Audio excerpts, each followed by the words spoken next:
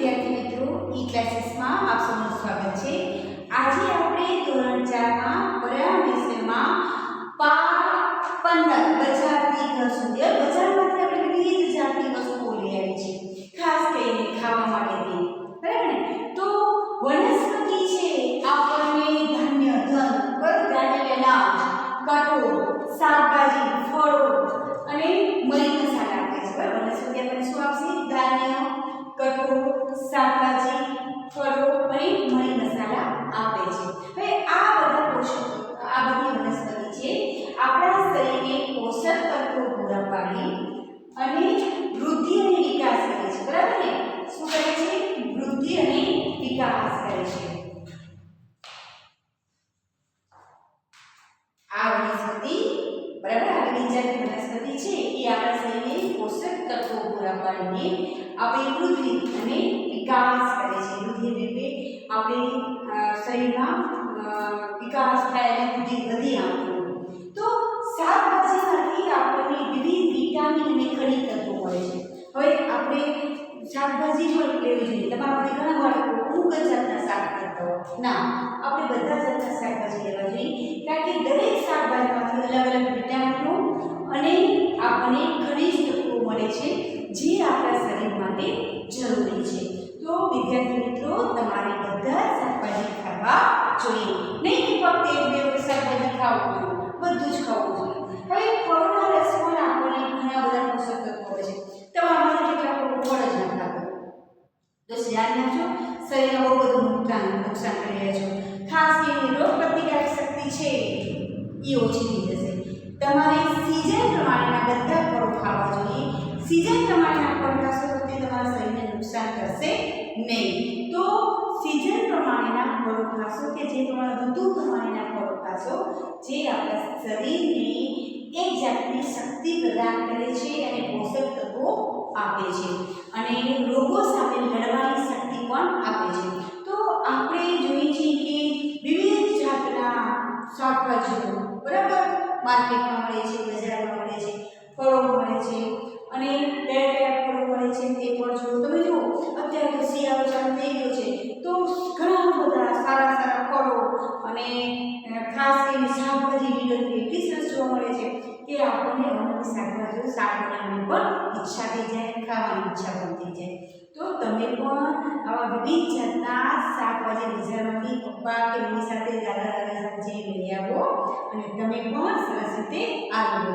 તો વિદ્યાર્થી મિત્રો, આજે આપણે બજારથી ઘર સુધી, બરાબર ને, એ પાઠમાં ક્યાં કેટલા ભાવની શાકભાજી મળે છે, પછી ઘણીવાર કેટલાક લોકો છે જોજો આગલા દિવસનું શાક લેતા હોય તો એવું લેવું નહીં, એટલે એમાંથી પોષક તત્વો છે એ મળી જાય છે અને આપણે નુકસાન કરે છે, એટલે હંમેશા તાજા શાકભાજી જ લેવા જોઈએ। તો વિદ્યાર્થી મિત્રો, ચાલો આપણે બધા સાથે મળી અને આ પાઠની સમજ મેળવીએ। તો ચાલો વિદ્યાર્થી મિત્રો,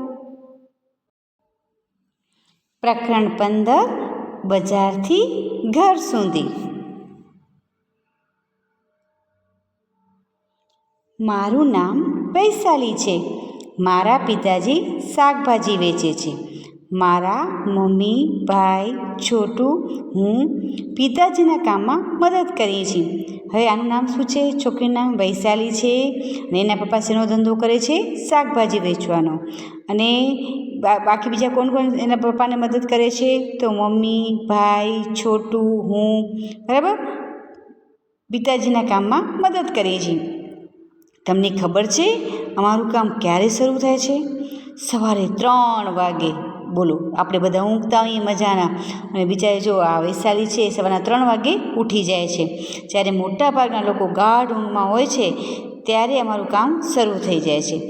આગળના દિવસની શાકભાજીને કોથળામાંથી બહાર કાઢી તેને વ્યવસ્થિત ગોઠવવાનું તથા બીજી બાજુ બજારમાંથી તાજા શાકભાજી લાવવાની તૈયારી હોય। જે આગલા દિવસના શાકભાજી હોય એને કોથળામાંથી કાઢી વ્યવસ્થિત પાછા રાખવાના, ગોઠવવાના અને હવે બજારમાંથી જે શાકભાજી લાવવાની તૈયારી હોય, બરાબર ને, એ બજારમાંથી શાકભાજી લેવાની તૈયારી કરવી પડે। ઘણીવાર છોટું પણ અમને મદદ કરે છે। અમે બધું કામ પતાવી ચા પીવા બેઠા ત્યાં જ ટેમ્પાના હોર્નનો અવાજ સંભળાયો. પિતાજી, ભાઈ, કાકા અને મારા મોલાના માણસો ટેમ્પો લઈને તાજા શાકભાજી લેવા બજારમાં જવા નીકળ્યા. બરાબર, એના પિતાજી પછી બીજા બધા લોકો આ શાકભાજીનો ધંધો કરતા હતા. એટલે ટેમ્પાવાળાનો અવાજ આવ્યો એટલે બધા તેઓ શાકભાજી લેવા માટે બજારમાં ગયા. હવે અહીંયા છે કે તમારા ઘરમાં કોણ વહેલું ઉઠે છે, બરાબર, અને કેટલા વાગે ઉઠે છે, તેઓને શા માટે વહેલું ઉઠવું પડે છે? તો મોટા ભાગના ઘરમાં એના મમ્મી જ વહેલા ઉઠતા હશે. શા માટે? તો તમારામાંથી કેટલાકના ભાઈ બહેનો છે સવારે જતા હશે અથવા પપ્પા ઓફિસે જતા હશે, તો એમનું ટિફિન બનાવવા માટે, એમને ચા નાસ્તો આપવા માટે થઈ અને મમ્મી વહેલા ઉઠે છે. અને તમારા જે ભાઈ બહેન નાના હોય કે મોટા હોય એ પણ જતા હોય તો એમની તૈયારી કરવા માટે અને એમનો પણ ચા નાસ્તો બનાવવા માટે તે વહેલી મમ્મી કોણ ઉઠે છે? મમ્મી ઉઠે છે. હવે દિવસની તૈયારી મમ્મી, છોટું અને હું આગલા દિવસની શાકભાજી કોથળામાં ભરી અને તેના પર થોડું પાણી છાંટીએ છીએ. સવારે 6:30 વાગે પિતાજી તાજા શાકભાજી ભરેલા બાસ્કેટ અને લઈને બધું શું થાય છે? આવી જાય છે. બરાબર, બાસ્કેટ અને કોથળીને પાછા ઘરે આવે છે. તે સમયે અમારું ઘર નાની શાકભાજીથી મંડી જેવું લાગે છે. બધી બાજુ રીંગણા, બટાટા, ટમેટાં, ભીંડા, દૂધી, મરચાં, બીજા શાકભાજી હોય છે. દરેક જણ શાકભાજી અલગ કરવામાં મદદ કરે છે. જે શાકભાજી પાકેલા નથી અને વેચવા લાયક ન હોય તેને એક તરફ કરવામાં આવે છે, કારણ કે એક બે દિવસ રાખી મૂકે તો કદાચ પાકી જાય, એના માટે એક બાજુ રાખવામાં આવે છે. અમારે શાકભાજી ખૂબ ઝડપથી અલગ કરવાના હોય છે જેથી વહેલા બજારમાં પહોંચી શકાય. બરાબર, શાકભાજી બહુ ઝડપથી ગોઠવવાની કંઈ બહુ વાર ન કરવી પડે. જો આરામથી ગોઠવે તો બીજા ગ્રાહક આવીને બીજા કોઈ પાસે ચાલ્યા જાય. એટલે શું કરે છે? એના પિતાજીને બહુ ફટાફટ શાકભાજી ગોઠવે છે. 7 વાગ્યા સુધીમાં પિતાજી બધા શાકભાજી લારીમાં ગોઠવી દે છે અને બજાર માટે નીકળે છે. તે કહે છે જો તેઓ થોડા મોડા પડશે તો તેમના રોજના ગ્રાહક બીજા કોઈ પાસેથી ખરીદી લેશે. જેવા પિતાજી જાય હું જલ્દી તૈયાર થઈ જાઉં છું, કેમ કે મારે 7:30 વાગે શાળાએ પહોંચવાનું હોય છે. બરાબર, જેવા પિતાજી 7 વાગે નીકળી જાય એવી જ વૈશાલી પણ તૈયાર થવા જાય છે, કારણ કે એને પણ 7:30 શાળાએ પહોંચવાનું હોય છે. હવે બજારમાં છોટું સવારે શાળાએ જાય છે અને તે 10 વાગે પિતાજી અને ભાઈ માટે જમવાનું લઈ અને બજારમાં જાય છે. શાળામાં જવાનો સમય થાય ત્યાં સુધી તે લારી પર રહે છે. ઘણી વખત તે શાળામાંથી પિતાજીને મદદ કરવા પણ જાય છે. પિતાજી આગલા દિવસના શાકભાજી પહેલાં વેચવા પ્રયત્ન કરે છે. શું કરે છે? પિતાજી આગલા દિવસના શાકભાજી હોય એને પહેલો વેચવાનો પ્રયત્ન કરે છે. હવે તમારે વિચારી જોઈને કહેવાનું છે કે બાપુજી પહેલાં આગલા દિવસની શાકભાજી વેચે છે, તે આવું કરે છે. વિચારો શા માટે આવું કરતા હશે? તો આગલા દિવસની શાકભાજી વધુ સમય માટે જો પડી રહે તો ખરાબ થઈ જાય, એટલા માટે ઝડપથી સવારે પહેલાં આગલા દિવસની શાકભાજી કાઢવામાં આવે એના પિતાજી વેચે છે. તમે સુકાયેલા અથવા સડેલા શાકભાજી જોયા છે? ક્યાં? હા, તમારામાંથી કેટલાકે જોયા હશો કે ક્યારેક મમ્મી સાથે શાકભાજી લેવા ગયા હશો તો જે અમુક તાજા શાકભાજી વેચાઈ ગયા હોય, ખાસ કરીને સાંજના ભાગમાં ઘણીવાર કેટલીક જગ્યાએ આવા સુકાયેલા અને સડેલા શાકભાજી જોવા મળે છે. હવે શાકભાજી સડી ગયા છે તમને કેવી રીતે ખબર પડે? તો જો શાકભાજી સડી જાય એક તો તમારાથી દુર્ગંધ આવતી, વાસ આવતી હોય, બરાબર, પછી ફુલાવર કે કોબીજમાં શું થાય? કીડા પડી જાય અને અમુક શાકભાજી સડી જાય તો શું થાય? એનો ભાગ પોચો પડી જાય છે. એટલે આપણને ખબર પડી જાય કે આ શાક, અને ખાસ કરીને સડી ગયા હોય એમાં વાસ વધારે આવે છે, એટલે આપણને ખબર પડી જાય કે આ શાકભાજી સડી ગયા છે. આગલા દિવસની શાકભાજી જેમ વેચાઈ જાય તેમ ભાઈ તાજી શાકભાજી કોથળામાંથી કાઢી લારીમાં મૂકે છે.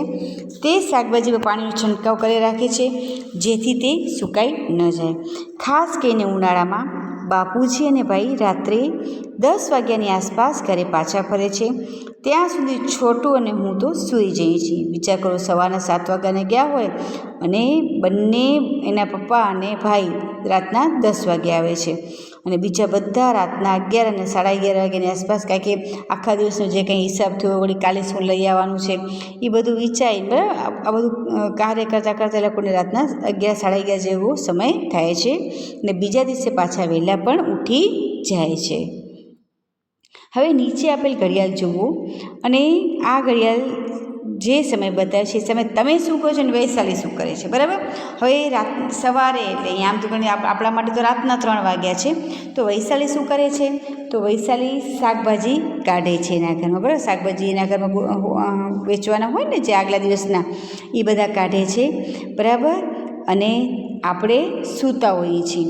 પછી વૈશાલી સવારે 7 વાગે શું કરે છે, તો શાળાએ જવાની તૈયારી કરે છે. ને તમે પણ શાળાએ જવાની તૈયારી કરતા હો છો, પણ તમારામાંથી મોટાભાગના બાબા સ્કૂલ ક્યારે હોય છે, બપોરે છે. એટલે તમે શું કરો છો, મોટાભાગના આરામ ફરમાવો છો કે નહીં, સૂતા હોવો છો.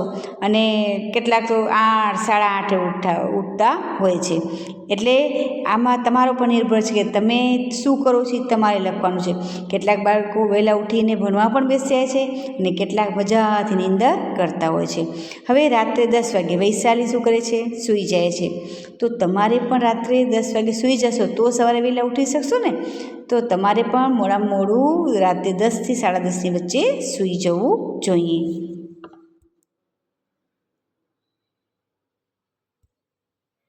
હવે તમને તમારા ઘર માટે શાકભાજી ક્યાંથી મળે છે, શાકભાજી કોણ લાવે છે, તો તમારી નજીક કોઈ ફેરિયું શાકભાજીનું ફેરિયું હોય અથવા તો શાકભાજીવાળો આવતો હોય, અને મોટાભાગે શાકભાજી ઘરના વડીલો હોય છે, દાદા દાદી હોય, મમ્મી હોય, પપ્પા હોય, તો એ લોકો શાકભાજી લાવતા હોય છે.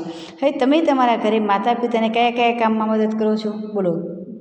આવે છે કયા કયા કામમાં મદદ કરી શકો છો, ઘરની સફાઈ કરવામાં મદદ કરી શકો છો, પછી વાસણ ગોઠવવામાં મદદ કરી શકો, પછી ઝાડુ કાઢવામાં મદદ કરી શકો, પપ્પાને કે દાદાને કોઈ વસ્તુની જરૂર હોય, મમ્મીને તો બજારમાંથી લાવવાની મદદ કરી શકો છો.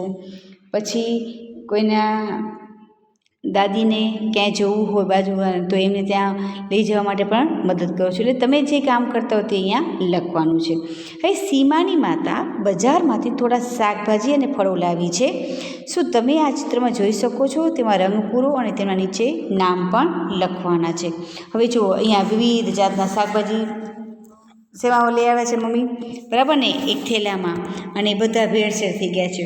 તો તમારે શું કરવાનું છે કે આ શાકભાજી છે, આમાંથી કયા કયા શાકભાજી છે એ ઓળખવાના છે, બરાબર ને. ચલો આપણે પ્રયત્ન કરીએ. કયો જો, એક તો નીચે જો સુરત દાદા છે ને એ બાજુ જો, એક તો શું દેખાય છે, પાલક દેખાય છે. પછી એની ઉપર થોડાક જાઓ તો ગાજર દેખાય છે. પછી ઉપર થોડાક જાઓ તો કેળું દેખાય છે. પછી કેળાની થોડીક ડાબી બાજુ જશો એટલે શું દેખાશે, ટમેટું. ટમેટાની ડાબી બાજુ જશો તો રીંગણું, એની નીચે સફરજન, પછી બટેટું દેખાય છે, દૂધી દેખાય છે કે નહીં. પછી હજી એક રહી જાય છે, જુઓ ધ્યાન દેજો તો દૂધીની ડાબી બાજુ તમારે જવાનું, તો ત્યાં શું દેખાય છે, ભીંડો દેખાય છે, બરાબર. તો આ શાકભાજીમાં તમારે કલર પૂરવાના છે અને એમાંથી અલગ કરવાના છે, અને નીચે નામ પણ લખવાનું છે. હવે શોધી કાઢો, અહીં શાકભાજી અને ફળોની યાદી આપી છે, તેમાંથી કયા જલ્દી બગડી જાય છે અને કયા થોડા દિવસ સુધી સારા રહે છે, અને યોગ્ય કોષ્ટકમાંના નામ લખવાના છે. તમે યાદીમાં બીજા નામ પણ ઉમેરી શકો છો. હવે જુઓ અહીંયા ઘણા બધા શાકભાજી પણ આપેલા છે ને, તમને યાદ હોય એવા પણ આપણે નામ લખી શકીએ છીએ. જો અહીંયા પાલક, બટાટા, કેળા, ટામેટાં, નાશપતી, ચીકુ, અનાનાસ, દૂધી, ડુંગળી, કોબીજ, કાકડી, દ્રાક્ષ, આદુ, બરાબર, વગેરે જાતના શાકભાજી અને ફળોના નામ આપેલા છે. હવે આપણે લખવાનું છે કોષ્ટકમાં કે જલ્દી બગડી જાય તેવા ફળો અને શાકભાજી, અને થોડા દિવસ સારા રહી શકે તેવા ફળો અને શાકભાજી જોઈએ. તો આ રીતનું તમારું કોષ્ટક તમારી ચોપડીમાં પાઠ્યપુસ્તકમાં આપેલું છે, તમે બધાએ જોયું, બરાબર. હવે આમાં આપણે કયા નામો લખવાના છે તે પણ ભરેલું કોષ્ટક પણ આપણે જોઈએ. તો જલ્દી બગડી જાય તેવા ફળો અને શાકભાજી, તો પાલક, કેળા, ટામેટાં, કોબીજ, કાકડી, દ્રાક્ષ, મેથીની ભાજી, રીંગણ, ફુલેવર, ગોવાર, સફરજન, ધાણા, બરાબર, લીલા ધાણા આવે ને. તમારે આમાંથી કેટલાક નામ તમારા ચોપડી પાઠ્યપુસ્તકમાં નથી, તો કેટલાક આપણે યાદ આવે એવા પણ લખ્યા છે. તો તમારે આ કોષ્ટકમાં, પિંક કોષ્ટકમાં આવા નામ લખવાના છે.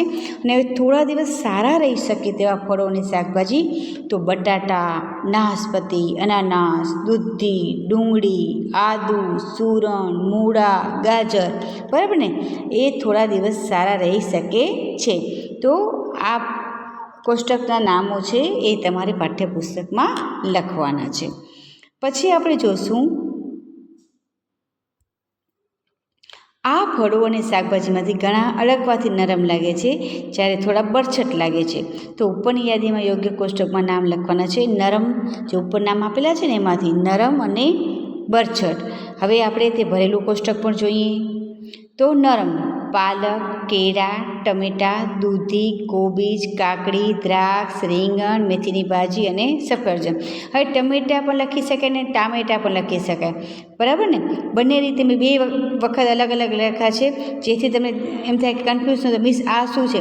તો તમારા પાઠ્યપુસ્તકમાં ટામેટાં લખેલા છે અને કેટલી જગ્યાએ ટમેટાં પણ બોલાય છે, એટલે તમે બંને લખી શકો છો. પછી બરછટ તો બટાટા, નાશપાતી, ચીકુ, અનાનાસ, ડુંગળી, આદુ, ફ્લેવર, સુરણ અને ગાજર આ કહેવાય છે બરછટ, એટલે થોડા કડક હોય છે, બરાબર? તો આ પણ તમારે કોષ્ટક શેમાં લખવાનું છે? તમારા પાઠ્યપુસ્તકમાં. હવે તમારે આ વિસ્તારમાં શાકભાજી વેચનાર સાથે વાત કરો. નીચેના પ્રશ્નો પૂછો, નોટબુકમાં લખવાના છે, બરાબર? તેમના નામ શું છે, તેમના કુટુંબમાં કેટલા લોકો છે, આ માહિતી તમારે ભેગી કરવાની છે, બરાબર ને? તેમના ઘરે કેટલા બાળકો છે, તેમના નામ શું છે, શાકભાજી વેચવાના કામમાં કોણ કોણ મદદ કરે છે, કોણ શાકભાજીની લારી પર રહે છે, બરાબર, અથવા દુકાનમાં બેસે છે, તેઓ કયા શાકભાજી વેચે છે અને કેટલા વાગે શરૂ કરે છે, બરાબર? બધી વિગતો તમારે ધ્યાનથી લખવાની છે. હવે અહીંયા તમારે તેઓ વેચતા હોય 3 શાકભાજી વિશે પૂછવાનું છે. શાકભાજીના નામ લખવાના જોજો. બટાટા છે, રીંગણા છે, ટમેટા, તમે જે કોઈ આમાંથી એની પાસે શાકભાજી વેચાતી હોય એના શાકભાજીના નામ લખવાના. પછી શાકભાજીની કિંમત, 1 કિલોની કેટલી કિંમત છે, બટાટાના શું ભાવ છે, રીંગણ શું ભાવ છે, ફુલાવર શું ભાવ છે, બરાબર, વટાણા શું ભાવ છે. અત્યારે આ પણ બધા શાકભાજીઓ આવે છે. પછી તે ક્યાંથી લાવે છે? તો મોટાભાગના લોકો બજારમાંથી, મોટી માર્કેટ હોય, શાક માર્કેટ, એમાંથી લઈ આવતા, સબ્જી મંડી હોય ને એમાંથી. એક વખત તેઓ કેટલા શાકભાજી ખરીદે છે? બરાબર, એક વખતમાં તેઓ ઘણા બધા શાકભાજી ખરીદે છે, બરાબર ને? 10 કિલો બટેટા હોય, 5 કિલો કોબી હોય, 5 કિલો ફુલાવર હોય, તો સમજી લો 50 એટલે બટાટા એક સાથે લે તો કેટલા લે છે, રીંગણ હોય તો એક સાથે કેટલા લે છે, ટમેટા હોય તો કેટલા હોય છે, કોબી લે તો કેટલી હોય, ફુલાવર હોય તો કેટલું લે, વટાણા હોય તો કેટલું લે, તમારે અહીંયા લખવાનું છે. હવે આ શાકભાજી, બરાબર ને, સામાન્ય રીતે કયા મહિનામાં આવે છે એ પણ એમાં લખજો, બરાબર ને? અત્યારે કે બટાટા છે, નવા બટાટા બને ત્યાં સુધી ક્યારે આવતા હોય છે? બરાબર, બટાટા તો 12 મહિના મળે, પણ નવા બટેટા ફેબ્રુઆરીથી માર્ચ મહિનાની અંદર નવા બટેટા આવે છે. એવી રીતે બીજા પણ જે કોઈ શાકભાજી આવતા હોય તે રોજ કેટલા કિલો વેચવામાં આવે છે, તો એ પણ એમને પૂછી લેજો કે તમે જે ઉપર શાકભાજી લખ્યા છે તો દરરોજ કેટલા કિલો વેચાય છે એ પણ લખી શકો છો. તો વિદ્યાર્થી મિત્રો, આપણો અહીંયા જે પાઠ છે એ પૂર્ણ થઈ ગયો છે. તમને આ પાઠમાં શાકભાજી, એટલે કે શાકભાજી આપણે ખરીદી આવીએ છીએ, પણ એને જે વેચવાવાળા છે એ લોકો ઘરે સવારથી કેટલા વાગ્યાથી હેરાન થાય છે તેના વિશે પણ જાણ્યું, અને વિવિધ શાકભાજી વિશે જાણ્યું. પછી કયા જલ્દી બગડી જાય, કેટલા થોડા દિવસ રહે, કેટલાક કયા નરમ હોય, કયા બરછટ હોય, તેવા શાકભાજી પણ આપણે વિશે જાણકારી પ્રાપ્ત કરી. તો વિદ્યાર્થી મિત્રો, અહીં આપણો પાઠ છે પૂર્ણ થાય છે. તો નમસ્તે વિદ્યાર્થીઓ.